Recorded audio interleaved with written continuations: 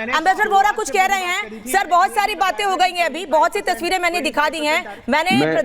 हाँ सर, मैं सुन रहा था आपको, लेकिन मैं पार्टिसिपेट नहीं कर पाया। मैं ट्रेन में बैठा हुआ हूँ फ्रॉम चंडीगढ़ टू दिल्ली।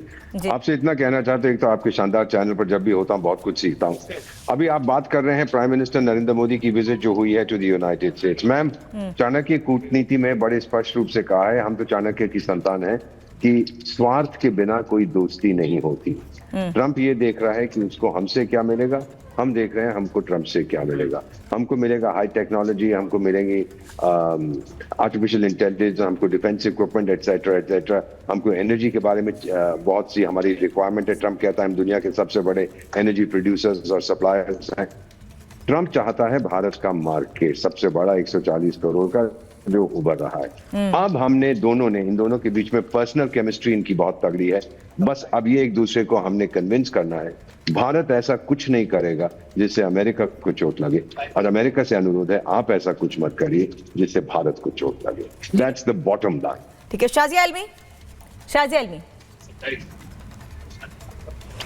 जी, मुझे लगता है कि बजाय ये कि हम अपने राजनीतिक मफाद के लिए भारत का स्तर कम करने की कोशिश करें, मोदी जी की बात कर या उनके किसी तरह से अपमान से हमें लगा कि हमारा फायदा हो रहा है, तो हम दो बार सोचें कि हम क्या कह रहे हैं। क्योंकि भारत, मोदी और भारतीय इंटरेस्ट और भारतीय लोग सब एक ही है, इसमें आप इसको किसी को अलग नहीं कर सकते। ठीक है, तो मुझे लगता है ये विपक्ष को भी समझना चाहिए कि जो भारत और मोदी और भारतीयों के लिए अच्छा है, यही तो दिक्कत है। विपक्ष को वो तस्वीर नहीं दिखती है, विपक्ष को वो तस्वीर नहीं दिखती है जब एक राष्ट्रीय अध्यक्ष के तौर पर प्रधानमंत्री मोदी का स्वागत होता है, भारत का सम्मान होता है, लेकिन दूसरे मुद्दों पर फोकस जरूर जाता है जो दो राष्ट्राध्यक्ष के बीच की बातचीत नहीं हो सकती, लेकिन उसको जरूर सोशल मीडिया पर उठाया जाता है। बहुत राष्ट्रपति ट्रंप ने एक बात कही, चीन, भारत, रूस, अमेरिका, मैं ये चाहता हूं कि ये देश एक साथ है। एक समय ऐसा था कि दुनिया की महाशक्तियों में रशिया, चाइना, अमेरिका का नाम आता था, और ये तीनों कंट्रीज हमेशा अपने आप को सबसे मजबूत रखने की बात कहते थे।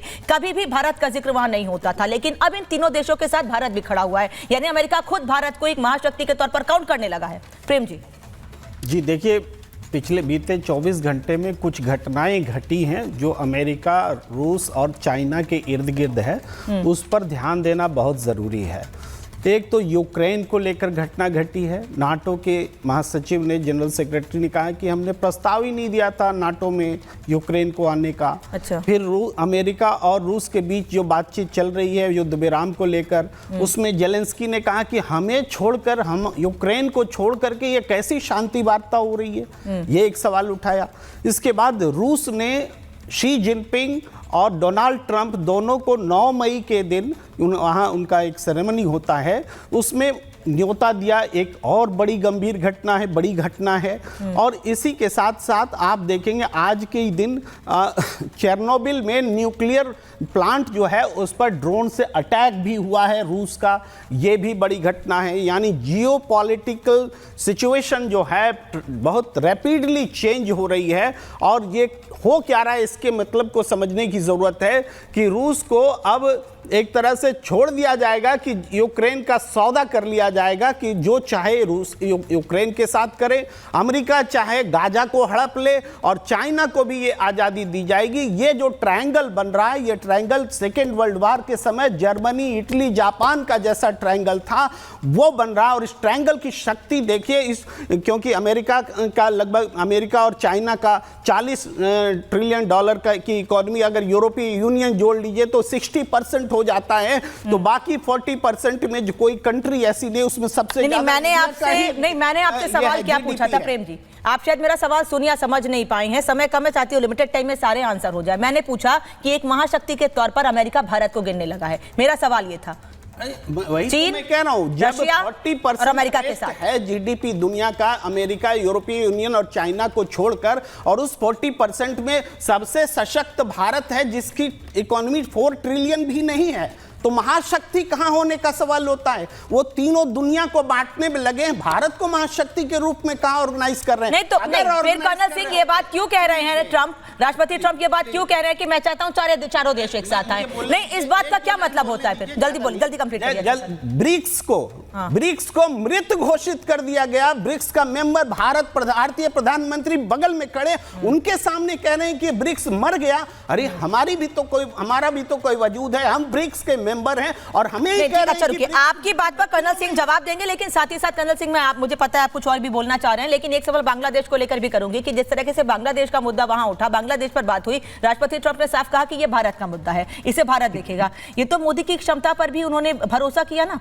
कि प्रधानमंत्री मोदी की क्षमता है कि बांग्लादेश से निपट सकते हैं, देख सकते हैं वहां क्या करना है। अगर आप अलाउ करें मैं एक के बाद एक आंसर करना चाहूंगा। सबसे पहले किसी ने बड़े अच्छी तरीके से बोला, जो मैं री-वेरीफाई कर देता हूं कि यस, आप देख सकते हैं कि 25% जो टैरिफ है वो ट्रंप ने और यूएस ने लगाया, लेकिन आप अगर सेलेक्टिवली देश को बताएंगे तो ये गलत हो जाएगा, क्योंकि उसके आगे आपने ये नहीं बोला कि ये टैरिफ सिर्फ स्टील पर लगाया गया है। आप एक एक्सट्रीम को लेकर चल रहे हैं। आपको मैं उसके साथ साथ दूसरा भी बता दे रहा हूं, जो हमारा इंडस्ट्रियल गुड्स है उसके ऊपर 2.0% इज दी टैरिफ, इसको नहीं बता रहा कोई, और एग्रीकल्चर गुड्स के ऊपर है ही नहीं, ये कोई नहीं बता रहा। देखिए, बात करें सही हो, पूरी हो, वो ज़्यादा बड़ी बात है। जहाँ तक आपने बात करी है कि बांग्लादेश की, देखिए बांग्लादेश एक दुनिया का वो एग्जाम्पल है जहाँ भारत ने उसे आज़ाद किया। हमारे पास ऑप्शन था, हम दादागिरी कर सकते थे, हम उसको अपना एज पार्ट ऑफ इंडिया बना सकते थे। उस समय की डिमांड भी आई थी कुछ लोगों की तरफ से, लेकिन इंडिया ने ऐसा नहीं किया। उसको एक इंडिपेंडेंट देश, प्रॉस्परस देश बनने दिया, उसको सपोर्ट किया। जो बात चल रही है, क्यों? क्योंकि Bangladesh got into a problem for whatever reason. ज्यादा बड़ी बात यह है कि वहां सबसे बड़ी प्रॉब्लम करी किसने? जमात ने करी। जमात कहां से पैदा हुई, कहां से सपोर्ट हुई? पाकिस्तान आईएसआई से हुई। ये मेरे शब्द नहीं है, ये पाकिस्तान का कहना है, ये जमात का कहना है। ये अदरवाइज आप एक बात बताइए, रातों रात सबसे पहला एक्शन लिया जाता है कि जमात जो बैंड है वो उसको खोल दिया गया। क्यों भाई? ये तो जमात पता नहीं कितने टाइम से बैन है, आपने आते ही कैसे खोल दिया? एक सप्ताह भी नहीं लगाया आपने, 5वें दिन आपने उसके ऊपर से जो हटा दी जो रेस्ट्रिक्शन थी। इसका मतलब है कि ट्रंप ये जरूर जानते हैं कि अगर इस एरिया में सिचुएशन को कंट्रोल में रखना है तो भारत को साथ लेकर चलना पड़ेगा, भारत को एक जिम्मेवारी देनी पड़ेगी। अगर भारत एस्पायर कर रहा है कि हम भी एक महापावर बने, तो अपने आप में जब तक इस तरह के छोटे चीजों से नहीं उभरेगा तो बड़ी काम कैसे करेगा? मैं नहीं